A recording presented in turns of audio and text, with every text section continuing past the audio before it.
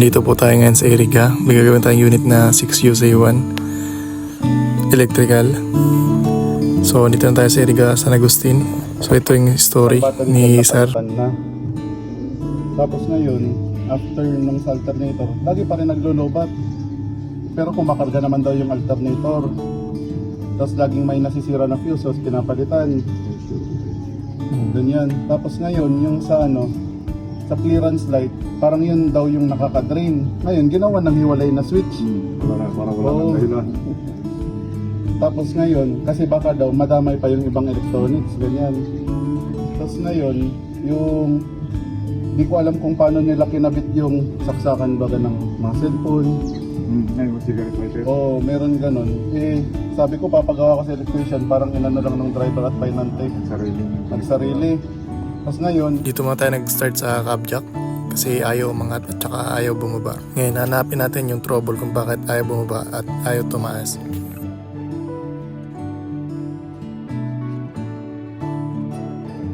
So ito yung nakita natin na suspect, cabin lock, position sensor.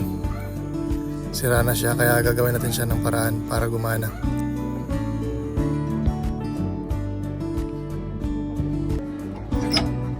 Ayaw kumasa.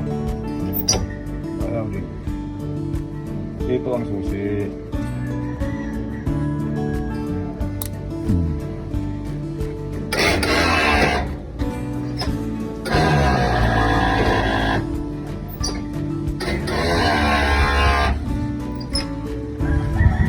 Tanggalin ang susi.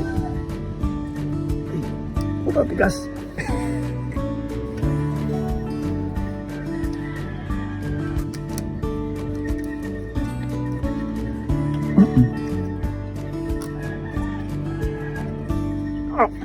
Ito yung ginawa natin DIY para hindi na si Sir bumili ng pyesa na cabin lock position sensor.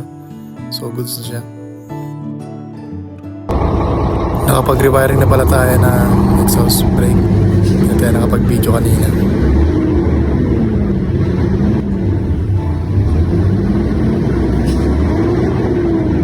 So dito may patiko pa si Sir. Maraming salamat Sir. May pugo pa kami. Solid. Ang dami.